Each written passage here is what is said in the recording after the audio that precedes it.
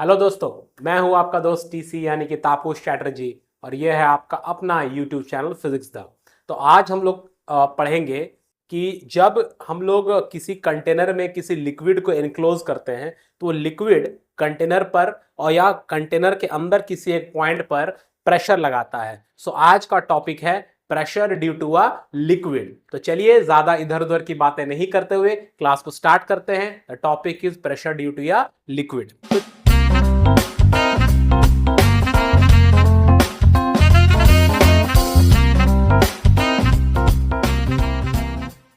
तो चलिए पहले हम लोग एक कंटेनर यहां पर कंसिडर करते हैं। मान लीजिए कि ये एक कंटेनर है दोस्तों, ठीक है। अब इस कंटेनर में कोई एक लिक्विड इनक्लोज्ड है, ठीक है।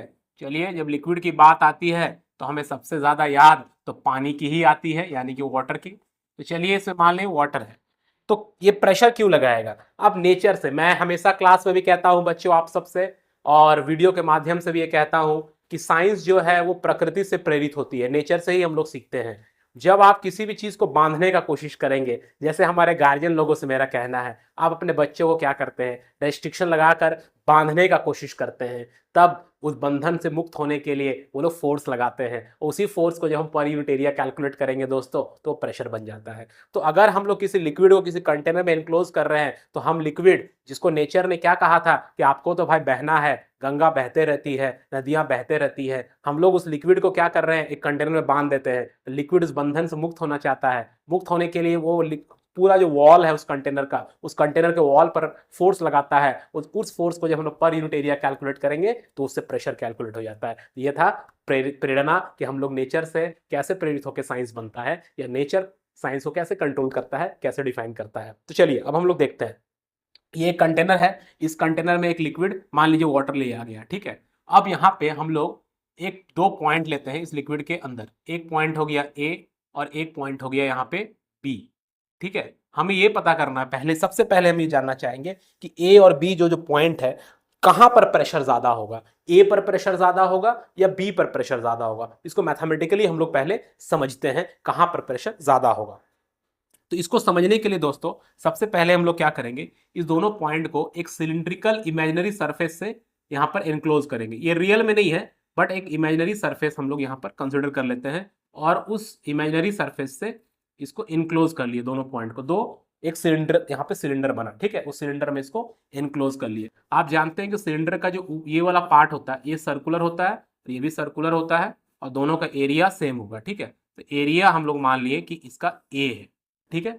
और ये दोनों पॉइंट के बीच में जो डिफरेंस है डेप्थ का या हाइट का, इसको हम लोग एच मान लेते हैं, ठीक है। ये एच हो गया, और इसके अंदर एक लिक्विड एनक्लोज है। तो वो लिक्विड इसके अंदर भी है, मतलब इसके अंदर भी वही लिक्विड है जो बाहर में लिक्विड है। मतलब अगर यहाँ वाटर है तो इस कंटेनर के अंदर भी वाटर है। या आप ऐसा इमेजिन कीजिए कि आपने एक ऐसा पेप्सी का कैन या कोल्ड ड्रिंक्स का कैन डिस्कवर किया जिस कैन का अपना कोई मास नहीं है, ठीक है। उस कोल्ड ड्रिंक्स का कैन का अपना कोई वेट नहीं है। उसके अंदर आपने पानी भर दिया तो पानी का वेट आ गया उसके अंदर, और उस कैन को आप यहां पर प्लेस कर दिए, ठीक है। तो अब एक चीज देखिए, यहां पर इसके ऊपर से एक प्रेशर लगेगा, नीचे से भी एक प्रेशर लगेगा, और इसके अंदर जो लिक्विड भरा हुआ है उसका भी अपना एक वेट होगा।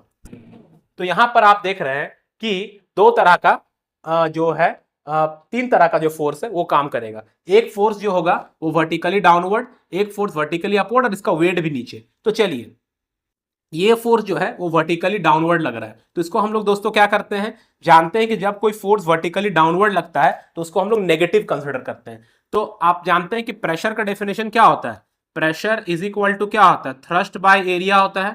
प्रेशर इज इक्वल टू होता है थ्रस्ट बाय एरिया। और ये थ्रस्ट भाई साहब कौन है, ये थ्रस्ट भाई साहब भी एक तरह का फोर्स ही है जो कि परपेंडिकुलर फोर्स होता है। तो आप इसको फोर्स बाय एरिया भी लिख सकते हैं। So pressure is force by area या थ्रस्ट बाय एरिया। इसका मतलब अगर हम लोग प्रेशर को एरिया से मल्टीप्लाई कर दे दोस्तों, प्रेशर को अगर एरिया से मल्टीप्लाई कर दे तो वो क्या बन जाएगा, वो बन जाएगा फोर्स। प्रेशर को अगर एरिया से मल्टीप्लाई कर दे तो वो क्या बन जाएगा, वो बन जाएगा फोर्स, ठीक है। तो अब देखिए, यहां पर एक फोर्स लग रहा है वर्टिकली डाउनवर्ड, ठीक है, ड्यू टू अ प्रेशर, यहां पर जो प्रेशर लग रहा है पानी का उसके कारण। तो यहां का प्रेशर को मान लिए पी ए। तो यहां पर जो फोर्स लग रहा है वो नीचे, सो ये हो जाएगा pressure into area, pressure into area. अब ये फोर्स जो लग रहा है वो दोस्तों नीचे की तरफ लग रहा है, तो इसका जो डायरेक्शन होगा वो हम लोग नेगेटिव से दिखा देंगे क्योंकि नीचे की तरफ लग रहा है। इसका जो खुद का वेट है वो भी नीचे लग रहा है, वेट को हम लोग क्या लिखते हैं, माइनस mg लिख लेंगे क्योंकि नीचे की तरफ लग रहा है। अब यहां पर जो पानी प्रेशर लगा रहा है ऊपर की तरफ, वो प्रेशर पॉजिटिव होगा क्योंकि सॉरी उस प्रेशर के कारण जो फोर्स लगेगा दोस्तों वो पॉजिटिव कंसीडर करेंगे, बिकॉज प्रेशर पॉजिटिव नेगेटिव नहीं हो सकता है, बिकॉज प्रेशर जो है वो एक स्केलर क्वांटिटी, उसका डायरेक्शन से लेना देना नहीं है, करेक्ट। बट फोर्स तो वेक्टर क्वांटिटी होता है, तो ये फोर्स ऊपर लग रहा है तो उसको प्लस में ले लेंगे, तो यहां पर फोर्स कितना हो जाएगा, प्रेशर इंटू एरिया, तो प्रेशर इंटू एरिया। एंड ये लिक्विड अभी किस स्टेट में है, तो ये लिक्विड अभी इक्विलिब्रियम स्टेट में है। अब ये इक्विलिब्रियम क्या होता है, इक्विलिब्रियम स्टेट का मतलब होता है कि नेट फोर्स जीरो होना चाहिए। इक्विलिब्रियम स्टेट का मतलब क्या होता है कि टोटल कुल मिलाकर जो फोर्स आएगा, नेट फोर्स जो आएगा, रिजल्टेंट फोर्स जो आएगा वो जीरो होगा। तो यहाँ पे तीन फोर्स लग रहा है, एक ऊपर से प्रेशर उसके कारण फोर्स, एक नीचे से प्रेशर उसके कारण फोर्स, और इसका खुद का वेट। तो हम लोग इसको ऐसे लिख सकते हैं, इन दोनों में से, इसमें और इसमें हम लोग ए कॉमन ले सकते हैं, एरिया कॉमन ले लेंगे, तो बचेगा पी बी जो कि पॉजिटिव था, minus P A equal to mg को अगर हम लोग इक्वल टू के उस साइड ले जाएं दोस्तों, तो ये हो जाएगा m इंटू जी, क्या हो जाएगा, m into G. So P B that is pressure at B minus P A that is pressure at A is equal to क्या हो जाएगा, mg by A, mg by A. ठीक है, अब मास को हम लोग क्या लिख सकते हैं, तो हम लोग जानते हैं कि डेंसिटी इज इक्वल टू क्या होता है, किसी भी लिक्विड का डेंसिटी क्या होता है, डेंसिटी इज इक्वल टू होता है मास बाय वॉल्यूम। ठीक है, अब हम लोग मास में इसको क्यों नहीं लिखना चाहते हैं, क्योंकि दोस्तों जब आप पेट्रोल लेने जाते हैं तो आप क्या बोलते हैं, 1 केजी पेट्रोल दीजिए, नहीं बोलते हैं, आप बोलते हैं 1 लीटर पेट्रोल दीजिए। हालांकि पेट्रोल के दाम इतने महंगे हो गए हैं कि आजकल लीटर हम लोग भूल गए हैं, हम लोग बोलते हैं 100 रुपया का पेट्रोल दीजिए या 200 रुपया का पेट्रोल दीजिए। बट फिर भी जब लिक्विड का बात आता है तो हम लोग वॉल्यूम के टर्म्स में उसको एक्सप्रेस करते हैं। हालांकि हम लोग घर में जब दूध देने आते हैं तो उनको हम लोग बोलते हैं कि 1 केजी दूध दीजिए, बट होगा वो 1 लीटर दूध, है ना। तो वॉल्यूम कब आता है, या वॉल्यूम के बारे में हम ज्यादा बात करना पसंद करते हैं, या वॉल्यूम के टर्म्स में एक्सप्रेस करना पसंद करते हैं जब हमारे पास लिक्विड या गैस होता है। सॉलिड में हम लोग मास को ज्यादा प्रेफरेबल करते हैं। तो यहां पर मास हटा के इसमें कितना केजी पानी है इस कंटेनर के अंदर, या कितना ग्राम पानी है, उससे ज्यादा बेटर है कितना लीटर पानी है ना, वॉल्यूम के टर्म्स में। सो मास को हम लोग क्या लिख सकते हैं दोस्तों, मास को लिख सकते हैं डेंसिटी इंटू वॉल्यूम। क्या लिख सकते हैं, डेंसिटी इंटू वॉल्यूम लिख सकते हैं। So this is how we can express mass, है ना। सो ये जो आ रहा है प्रेशर का डिफरेंस दोनों पॉइंट के बीच में, पीवी माइनस पी ए, है ना, दैट इज इक्वल टू क्या हो जाएगा, मास को कैसे लिखेंगे दोस्तों, मास को लिखेंगे डेंसिटी इंटू वॉल्यूम। तो यहां लिख दिया, डेंसिटी को जनरली आप लोग जानते हैं कि रो से हम लोग डिनोट करते हैं। डेंसिटी किसका, तो लिक्विड का, तो लिक्विड का डेंसिटी ले लेंगे, और क्या लेंगे, volume of liquid, volume of liquid into G. ये आपका हो गया ऊपर वाला, मास को लिख दिया density into volume into g by area.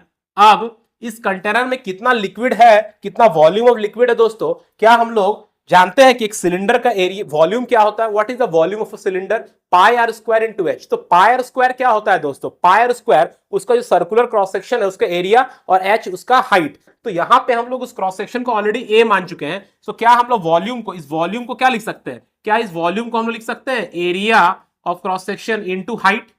इतना ही लिक्विड इस कंटेनर के अंदर है, तो इसका मतलब यहां पे अगर हम लोग लिखें तो हमारा PV minus P A, PV minus PA that is the difference in pressure is equal to क्या हो जाएगा, difference in pressure is equal to हो जाएगा density of the liquid into आपका वॉल्यूम है that is area of cross section into height into g divided by area of cross section. So area and area gets cancel, so difference in pressure between two points PV minus PA is expressed as H that is the depth of the point from the first मतलब दोनों point के बीच में कितना का difference है level का, into density of the liquid into ji.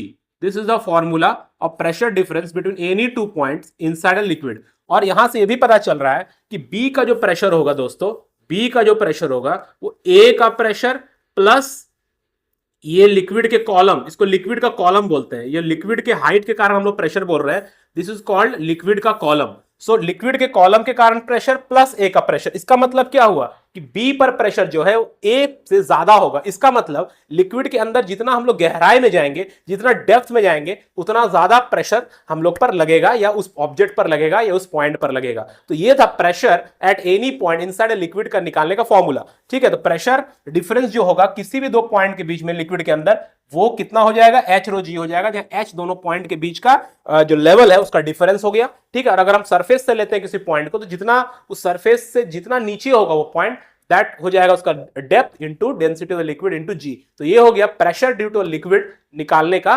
Formula.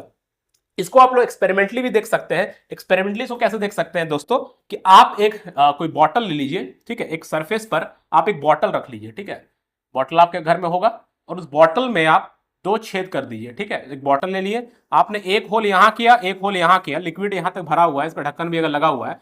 खैर ढक्कन जब लगा रहता है तो मैंने एक शॉर्ट्स में दिखाया था आपको कि ड्यू टू एटमॉस्फेरिक प्रेशर अगर कम होगा तो शायद वो लिक्विड बहुत हाई वेलोसिटी से ना निकले, बट फिर भी आप ऐसा समझिए कि अगर आप यहां डेप्थ यहां पर होल कर रहे हैं तो यहां का लिक्विड अगर यहां जा गिर रहा है, यहां का लिक्विड नजदीक गिर जाएगा। क्यों? बिकॉज ये पॉइंट सरफेस से ज्यादा डेप्थ पे है, जिसका डेप्थ ज्यादा होगा वहां पर लिक्विड का प्रेशर भी ज्यादा होगा और वो ज्यादा वेलोसिटी दूर जाके गिरेगा। So this is how we calculate the pressure at any point to liquid. उसका फॉर्मूला हो गया एच रो जी। तो आज के लिए बस इतना ही। आप इस डेरिवेशन को भी देख ले अच्छे से और फॉर्मूला को समझ ले। नेक्स्ट दिन फिर हम लोग बात करेंगे कि एटमॉस्फेरिक प्रेशर क्या होता है, उसे हम लोग कैसे कैलकुलेट करेंगे मैथमेटिकली और एक्सपेरिमेंटली। मिलते हैं नेक्स्ट वीडियो में, बाय। और अगर तक आप अभी तक आपने हमारे चैनल को सब्सक्राइब नहीं किया तो सब्सक्राइब कर ले, ज्यादा से ज्यादा लोगों को शेयर करें, और आपको लग रहा है कि आपको थोड़ा भी फायदा हो रहा है तो हमें जरूर सपोर्ट करें। Thank you.